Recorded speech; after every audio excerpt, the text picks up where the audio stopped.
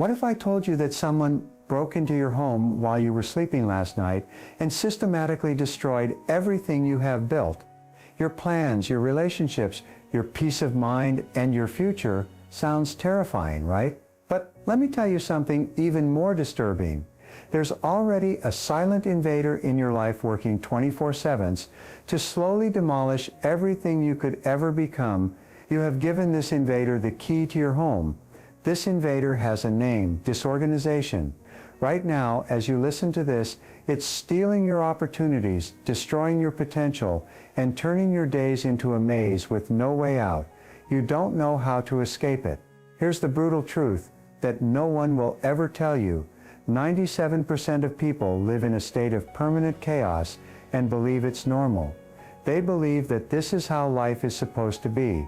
However, after studying billions of successful people for over 40 years, Brian Tracy discovered something that changes everything. The difference between those who achieve an extraordinary life and those who resign themselves to mediocrity isn't talent, luck, or resources. It's something much simpler and more powerful. It's the mastery of 10 fundamental principles that transform chaos into clarity, confusion into direction, and frustration into results. Today, you're going to discover these 10 secrets that have transformed millions of lives. But before you continue, I need you to do something. Pick up your phone and set an alarm for 24 hours from now with this message. I will review my progress. By the end of this content, your life will have changed forever, and you'll need to remember this moment as the turning point that transformed everything. Are you ready to learn why your current life is the result of decisions you don't remember making? It all starts with a devastating revelation that Brian Tracy describes as the moment when you finally understand who is really in control. Take absolute responsibility or accept a mediocre life forever. Look in the mirror right now. The person you see is responsible for every aspect of your current life. Every debt, every toxic relationship, every missed opportunity, every night you end up feeling empty and frustrated.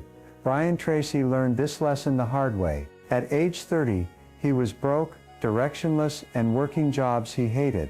He was living a life he didn't recognize as his own. That's when he asked himself the question that changed everything. If I am responsible for where I am, does that mean I am also responsible for where I can go? The answer to that question became the foundation of all his subsequent work. Yes, you are completely responsible. And that is the most liberating news you will ever hear. Do you know what the most devastating mistake 98% of people make? They look for excuses instead of solutions. They blame their parents, the government, the economy, their boss, or luck and fate. They do anything but look in the mirror and say, I created this, therefore I can change it. After interviewing more than 500 millionaires, Napoleon Hill put it bluntly, failure is the path of least resistance. It's easier to complain than to change. It's easier to blame than to build. But here's what they never told you. The moment you take full responsibility for your life, you regain a power you never knew you had, the power to choose how you respond to any circumstance. You have the power to choose how you respond to any circumstance. You have the power to design your future instead of being a victim of it. Want to know if you've fallen into the trap of irresponsibility? Look at your internal language. How many times a day do you think or say things like, I can't because, if only I didn't have time, if circumstances were different. It's not my fault that each of these phrases is a declaration of powerlessness. They are a way of telling the universe, I have no control over my life. Epictetus, a Stoic philosopher who went from being a slave to becoming one of the most influential thinkers in history, taught something revolutionary. We are not prisoners of our circumstances. We are prisoners of our interpretations of those circumstances. Here's your first transformative exercise. For the next 24 hours, every time you find yourself blaming something or someone else for your situation, stop, take a deep breath, then reframe that complaint as a decision. Instead of saying, my boss doesn't value me, say, I have decided to work somewhere where I feel valued. What am I going to do about it? See the difference? In the first version, you are a victim. In the second, you have power. You have options. You have responsibility. Brian Tracy tells the story of an executive who constantly complained about his stressful, low-paying job. When Tracy finally asked him, "How long do you plan to keep choosing to stay there?" the man replied, "I'm not choosing to stay. I'm stuck." Tracy replied, "Every day you wake up and decide to go to that job, you are choosing. The question is, when are you going to choose something different?" That conversation changed the executive's life. 6 months later, he had started his own business and tripled his income. The change began when he stopped seeing himself as a victim and recognized that he was the architect of his own reality. Right now, ask yourself this devastatingly honest question: what aspects of my life am I choosing to keep exactly as they are out of fear of taking responsibility for changing them? The answer will provide a roadmap for your transformation. Once you accept total responsibility, you can move on to the second principle that distinguishes winners from mediocrities. Turn every day into a masterpiece through intentional design. Have you ever ended a week wondering where the days went? Did you feel like you ran non-stop but didn't get anywhere? Did you have the uncomfortable feeling that you wasted valuable time on things that don't matter? If so, then you have experienced firsthand what Brian Tracy calls the tyranny of the urgent. It's the human tendency to constantly react to external demands without ever stopping to ask ourselves, does this really get me closer to where I want to be? There's a statistic that should scare you. The average person spends less than 12 minutes a week planning how to use their time, yet they spend more than 8 hours a week complaining about not having enough time. Do you see the irony? We expend more energy lamenting the lack of time than designing how to best use the time we have. Stephen Covey revolutionized the world of productivity with a simple yet powerful distinction. He divided all human activities into 4 categories: urgent and important, important but not urgent, urgent but not important, neither urgent nor important. The devastating revelation is this: successful people primarily live in quadrant 2, important but not urgent, planning, exercise, deep relationships, learning, strategic reflection. Mediocre people are trapped in quadrant 1, urgent and important. They put out fires, resolving crises. They react to emergencies that could have been avoided with better planning. Unsuccessful people waste their lives in quadrants 3 and 4. They are either urgent but not important, or simply neither urgent nor important. Distractions, empty entertainment. These are activities that do not add long-term value. Which quadrant do you spend most of your time in? Brian Tracy developed a method he calls the time design principle. Every Sunday, he spends 2 hours planning the following week. He doesn't plan tasks, he designs results. Start with this question: if this week were perfect, what would you have accomplished by the end of it? Then work backwards. What specific activities do you need to complete to achieve those results? In what order? What resources are needed? Which distractions would you eliminate? Here's the secret that changes everything. It's not about filling your calendar with activities. It's about protecting sacred time for what really matters. Warren Buffett, one of the most successful investors in history, follows a simple but brutal rule. He makes a list of his 25 most important goals. Then he selects the top 5. He considers the remaining 20 goals to be mortal enemies to be avoided at all costs. Why? Because those 20 goals are appealing enough to consume your time and energy, yet not significant enough to produce extraordinary results. Most people don't fail because they pursue mediocre goals. They fail because they pursue too many good goals at the same time. Here is your immediate transformation exercise. Take a piece of paper and write down everything you plan to do tomorrow. Absolutely everything. Meetings, tasks, calls, and personal time included. Then next to each activity, write a number from 1 to 10 based on this question. How much does this activity bring you closer to your most important goals? Eliminate, delegate, or dramatically reduce the time you spend on anything that is a 7 or less. Any activity that receives a score of 8 or higher should be protected as if your life depended on it. because it literally does. In his research on extreme productivity, Cal Newport discovered something fascinating. The most successful people are not the ones who do the most things. Rather, they are the ones who do fewer things with extraordinary depth and excellence. When you learn to say no without guilt, prioritize without fear, and eliminate without justification, you regain something more valuable than time. You regain your life. Despite being emperor of the most powerful empire in the world, Marcus Aurelius found time every day to write, reflect, and plan. It wasn't because he had more hours than you. He did it because he knew that if he didn't design his days intentionally, the world would design them for him.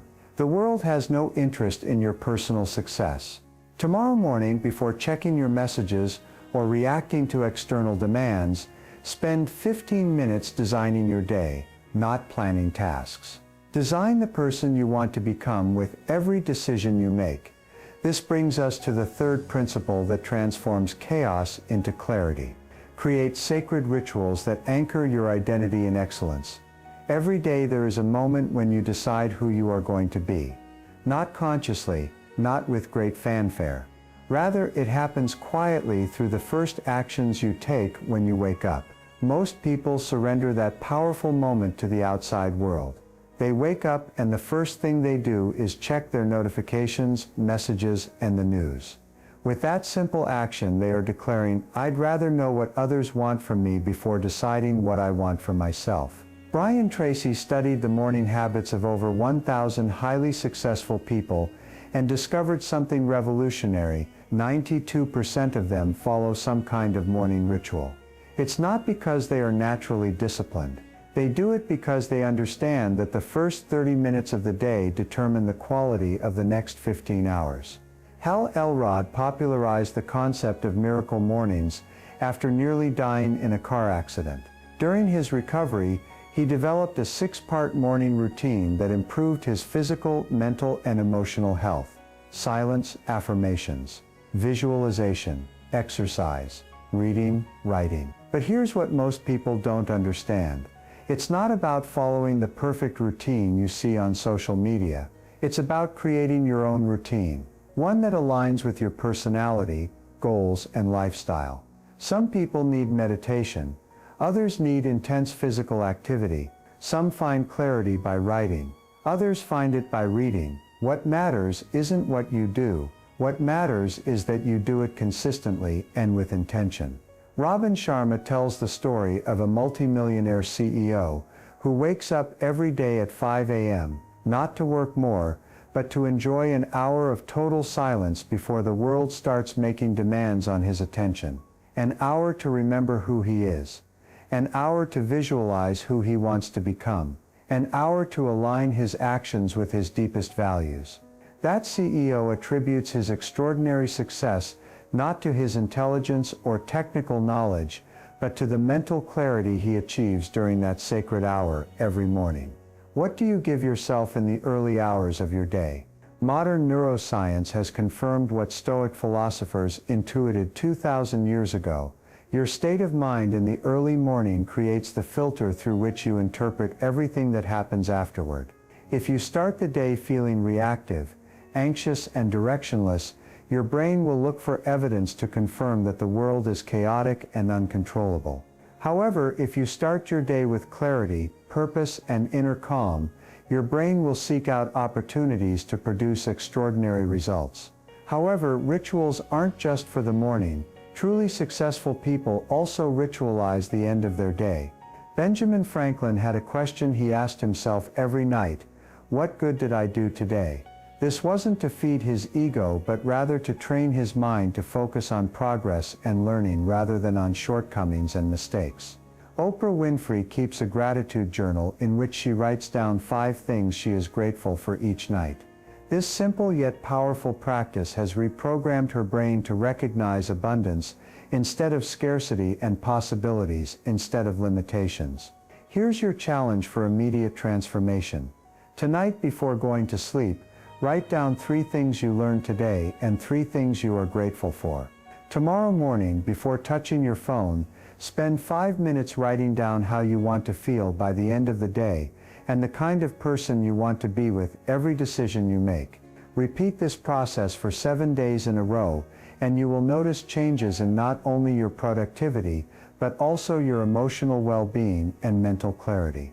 Rituals are powerful because they automate excellence.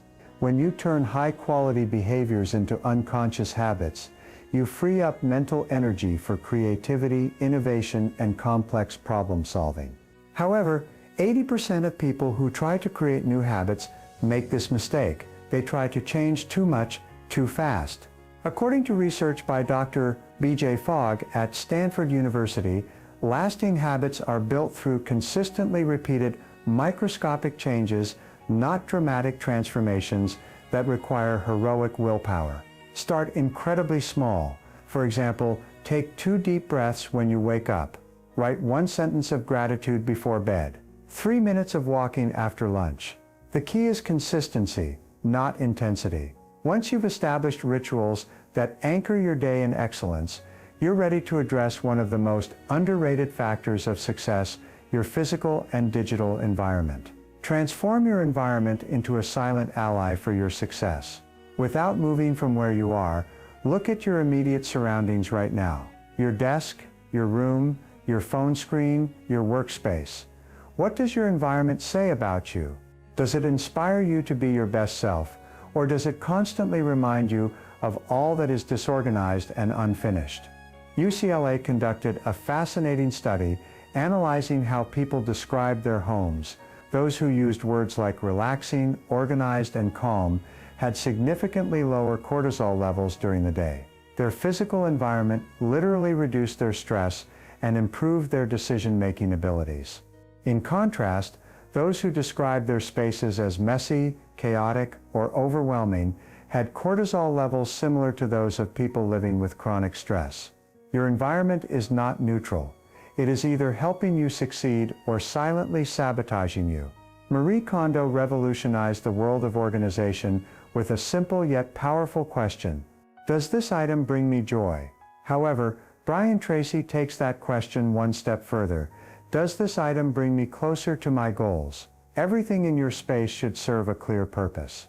It should either serve a functional purpose in helping you achieve something important, inspire you emotionally to be a better person, or visually remind you of your most important goals. Everything else is visual noise stealing your mental energy. Billionaire Sarah Blakely, founder of Spanx, keeps her office completely free of decorative items except for a single photo, a picture of herself as a child dreaming of becoming an entrepreneur. That image reminds her every day why she does what she does. However, your physical environment is only half of the equation. Your digital environment can be even more toxic to your productivity and mental well-being. The average worker checks their email every 6 minutes. They switch between apps more than 300 times a day. They also receive more than 120 notifications daily across all their devices. Each interruption steals more than just time. It steals mental energy too. Researchers at Carnegie Mellon found that it takes an average of 23 minutes to regain deep concentration after an interruption. This means that if you are interrupted every 6 minutes, you never reach a state of deep concentration. How can you produce exceptional work if your mind never has a chance to enter the flow state? Cal Newport, a Georgetown professor and author of Deep Work, has eliminated all social media from his life. Not because he's a Luddite. He understands that deep, sustained attention is the new superpower of the knowledge economy. I'm not suggesting that you eliminate all technology from your life.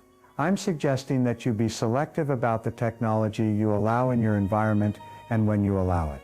Here's your immediate action plan for transforming your environment. In your physical space, implement the 60-second rule. Get rid of or store out of sight anything you haven't used in the last 60 days. Create specific zones for specific activities. Designate an area just for deep work, an area just for relaxation. Designate an area just for exercise. In your digital environment, practice an information diet. Uninstall all apps you don't use. Silence all notifications except for calls and emergency messages. Set specific times to check email and social media instead of reactively throughout the day. Psychologists call this positive friction for negative behaviors and negative friction for positive ones. Make distractions harder to access and tools that help you be productive easier to access. Put your phone in another room while you work. Leave an inspiring book on your nightstand instead of your phone. Lay out your workout clothes the night before. These small changes in your environment can lead to big changes in your behavior without requiring heroic willpower. Remember, your environment reflects your mind and also creates it. When you change your external environment, you change your internal state. Once your physical and digital environments support your success, it's time to address the factor that influences your life the most, the people around you. Audit your relationships as if your future depended on it. Jim Rohn expressed this idea with brutal clarity that makes many people uncomfortable. You are the average of the 5 people you spend the most time with. This is not an inspirational metaphor. It is a neurological reality documented by science. Your brain's mirror neurons are constantly observing and imitating the thought patterns, emotions, and behaviors of the people in your immediate environment. If you surround yourself with complainers, your brain will develop neural patterns of complaining. If you surround yourself with people who seek solutions, your brain will develop patterns for solving problems. It's not a matter of willpower, it's a matter of neuroplasticity. Harvard Business School conducted a 20-year study of MBA graduates. They found that graduates who maintained close relationships with highly ambitious peers had incomes 400% higher than graduates who surrounded themselves with people content with mediocrity. Ambition is literally contagious, but so is mediocrity. Who do you spend the most time with? Do you surround yourself with people who inspire you to grow or with people who keep you comfortable in your safety zone? Tracy developed what he calls the Medic Relationship Audit. It's an honest and sometimes uncomfortable assessment of every significant person in your life. After spending time with someone, do you feel energized or drained? Do they inspire you to be better, or do they drag you down into complaining and negativity? Do they challenge you to grow, or do they keep you stuck in superficial conversations? This doesn't mean you should eliminate everyone who isn't perfectly positive. It means you should intentionally invest your time in different types of relationships. Warren Buffett applies the same rigor to choosing people as he does to choosing investments. He asks himself, does this relationship have long-term growth potential, or is it a waste of energy that I should minimize? It may sound cold, but your time and emotional energy are limited resources. Investing them wisely in relationships that nourish and grow you is not selfish. It's smart management of your life. Here's the hard part. Sometimes the most toxic relationships in your life are the closest ones, family members. For example, childhood friends, colleagues you've worked with for years. I'm not suggesting that you abruptly cut off these relationships. I'm suggesting that you set healthy boundaries and be selective about the influence they have on your emotional state and life direction. Oprah Winfrey says that one of the most difficult yet transformative moments of her life was when she distanced herself from childhood friends who didn't support her growth. These friends constantly tried to keep her in old patterns that no longer served her. This difficult decision enabled her to form relationships with mentors, collaborators, and friends who encouraged her to achieve levels of success she never thought possible. As you evaluate your current relationships, you should also proactively cultivate new relationships with people who have already achieved what you want. Napoleon Hill called this the mastermind principle. Intentionally surround yourself with people whose knowledge, experience, and network complement and expand your own. This doesn't mean using people, it means creating mutually beneficial relationships where everyone grows together. How do you find these people? Participate in events, conferences, and communities related to your goals. Read books by authors you admire and look for ways to connect with them or people in their network. Join organizations, clubs, or groups that attract the type of people you want to be around. The quality of your network determines your net worth, and more importantly, your personal growth. Here's your immediate transformation exercise. Make a list of the 10 people you spend the most time with. Next to each name, write one word that describes how you feel after spending time with that person. Inspired, energized, challenged, exhausted, frustrated, stuck. Then make a list of 5 people you admire but don't know well. People who are already where you want to be. Commit to finding a way to connect with at least one of them within the next 30 days. Your inner circle is not accidental. It's the result of the conscious or unconscious decisions you've made about whom you invest your time and energy in. When you audit and optimize your relationships, you change more than just your social environment, you change your life trajectory. Now that you've started surrounding yourself with positive influences, it's time to understand the difference between wishing for something and planning to achieve it. Turn vague dreams into specific plans of action. Most people have desires, not goals. They want more money, better health, deeper relationships, and greater freedom. However, a desire without a specific plan is just a fantasy that temporarily makes you feel good. The difference between a desire and a goal is simple yet transformative. A goal has a deadline, specific metrics for success, and a detailed plan of action to achieve it. I want to be in better shape is a desire.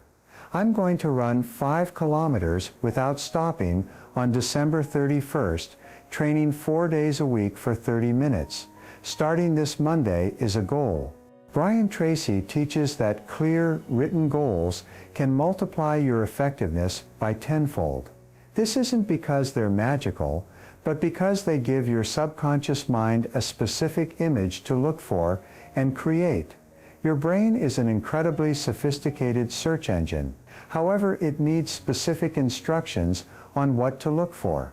When you give your mind a vague image, such as, "I want to be successful," it can't help you because it doesn't know what success looks like to you specifically. However, when you provide a specific image, such as, "I want to generate $100,000 in passive income through real estate investments by December 31st, 2025, your subconscious mind immediately begins to recognize opportunities, resources, and connections that can help you achieve that goal. Harvard Business School conducted a famous study in which they followed graduates for 10 years. At the time of graduation, only 3% had clear written goals. 10 years later, the 3% earned more money than the other 97% combined. The difference wasn't in intelligence, connections, or initial resources, it was in clarity of direction.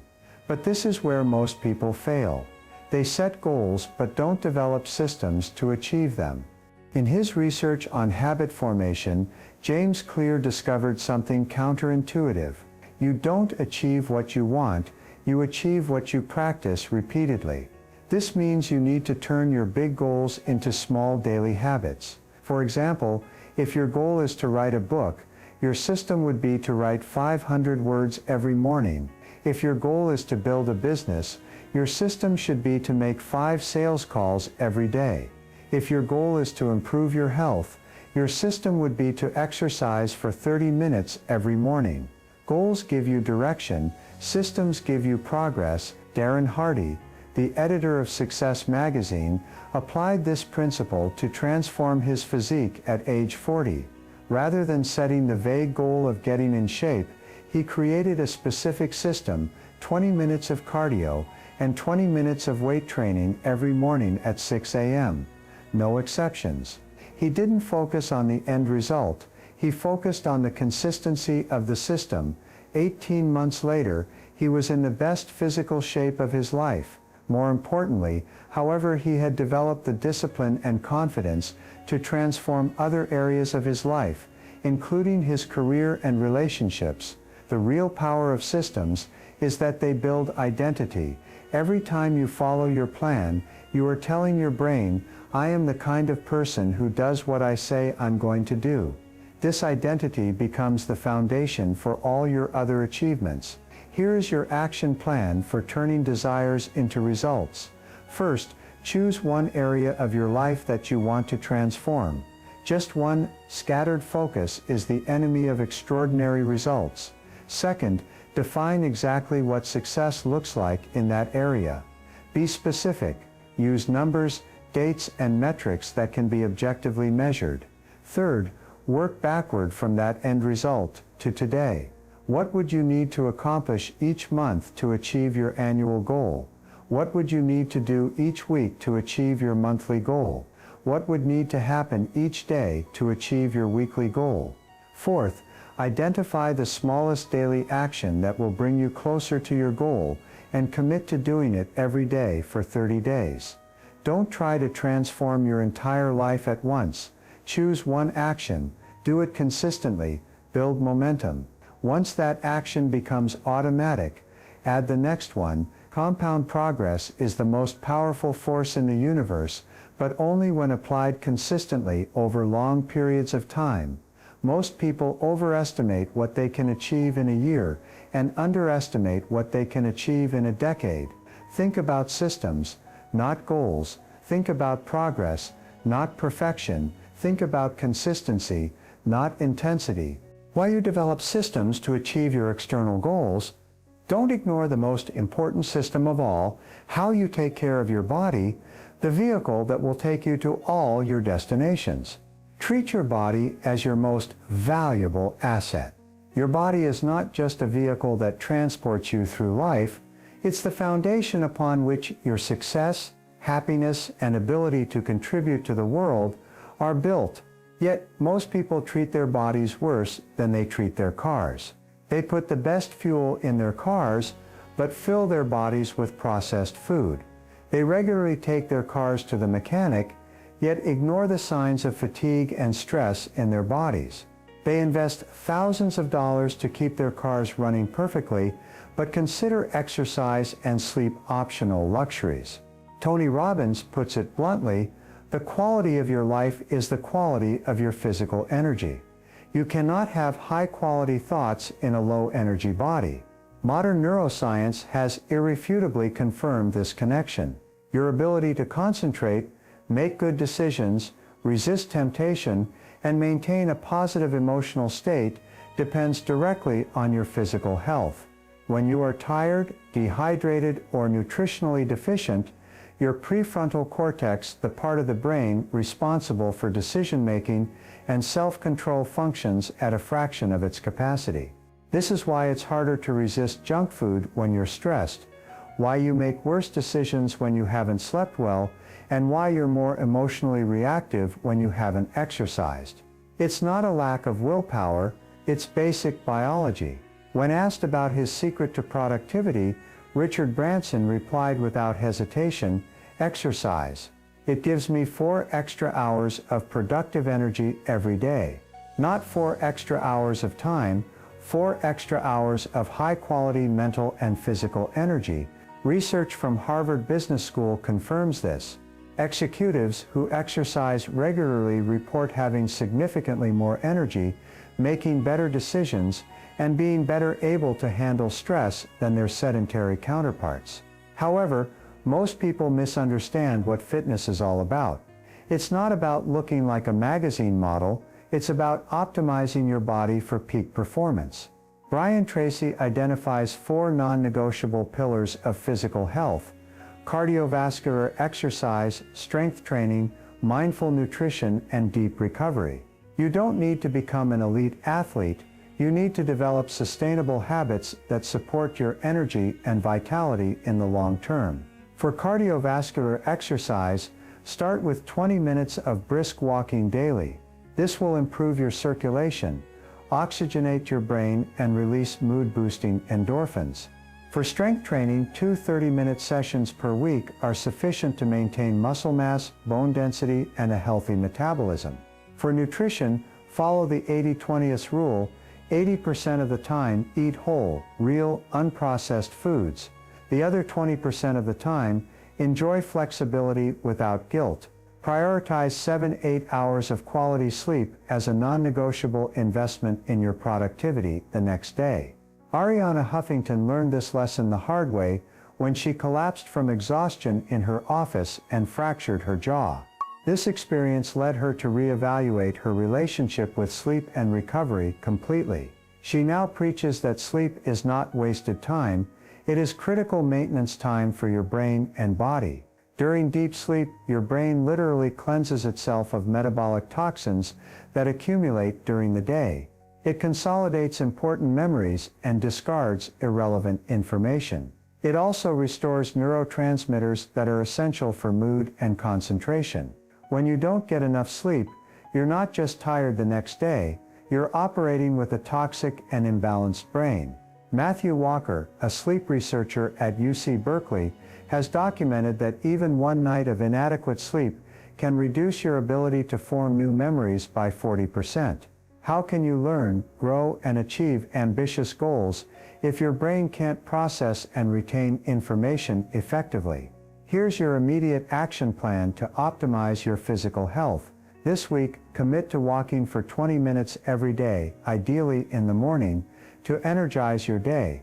Identify your ideal sleep schedule and protect it as you would a critical business meeting. Turn off screens 1 hour before bedtime. Eliminate one source of processed food from your diet and replace it with a whole food option.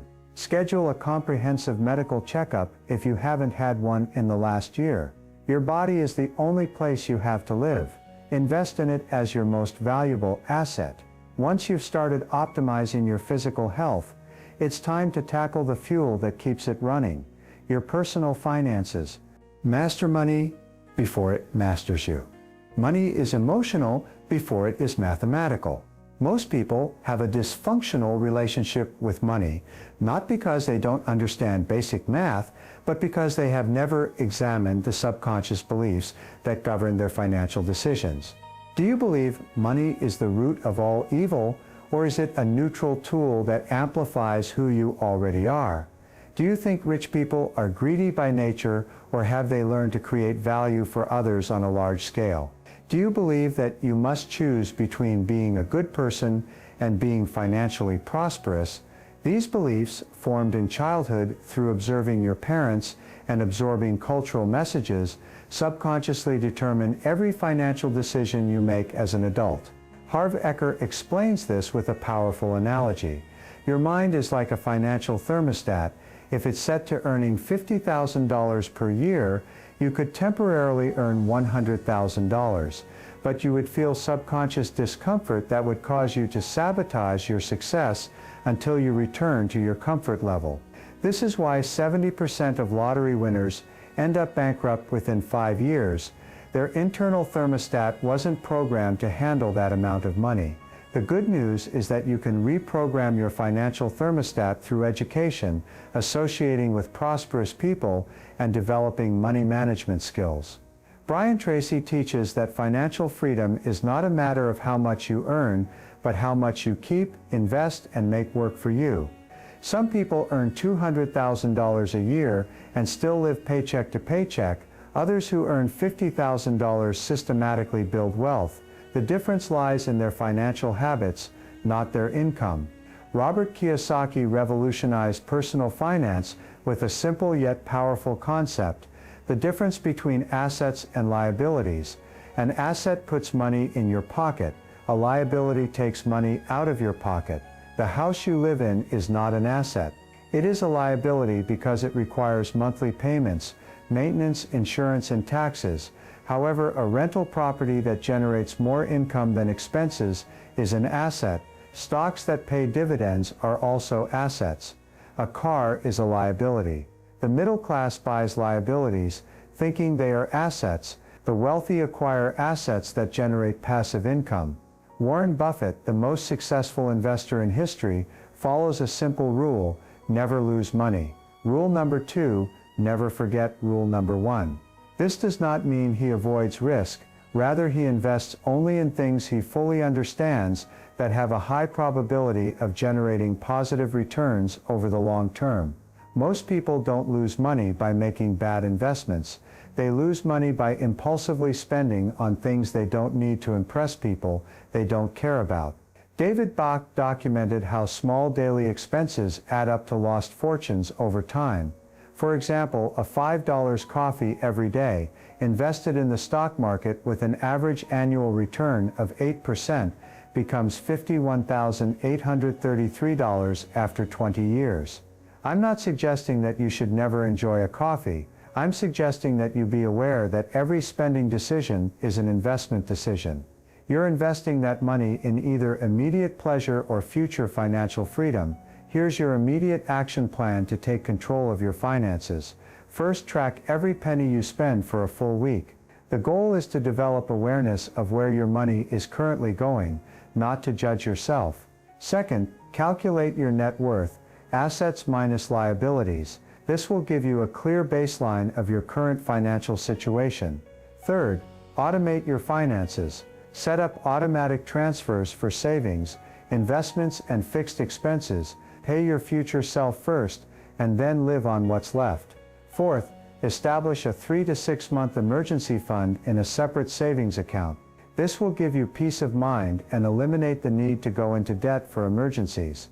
Fifth, start investing, even if it's a small amount. Financial literacy is best developed through practical experience rather than abstract theory. Money is not the ultimate goal, rather it is a tool that gives you options. It gives you options to help others. It gives you the option to pursue your passions. It gives you the option of not being stressed about basic survival. Once you have mastered money, you can focus your mental energy on creating value, building relationships, and contributing to the world in meaningful ways.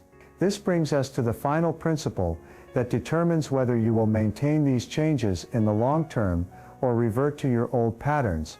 Embrace imperfect progress as the path to sustainable excellence. Here's a truth the personal development industry doesn't want you to know. Perfection is the enemy of progress. Pursuing instant and complete transformation is what keeps most people stuck in repetitive cycles of initial motivation followed by abandonment.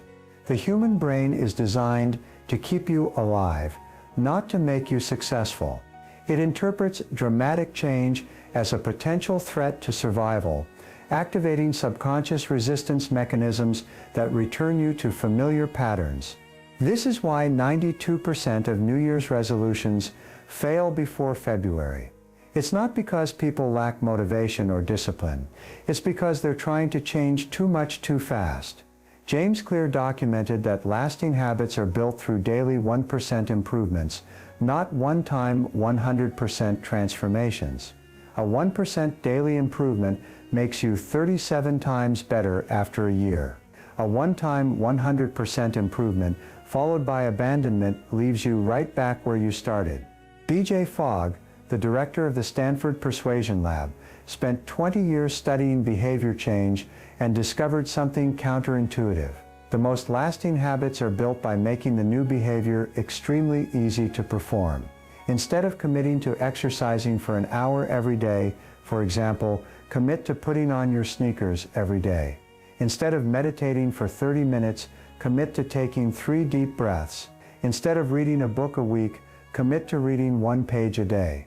The key is to make the new behavior so small that it's impossible to fail, and so easy that it doesn't require heroic motivation.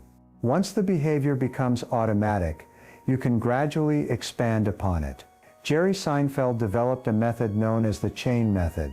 Every day he wrote, he marked an X on a calendar. His only goal was to never break the chain. He didn't focus on writing the perfect joke. He focused on writing every day. This simple consistency made him one of the most successful comedians in history.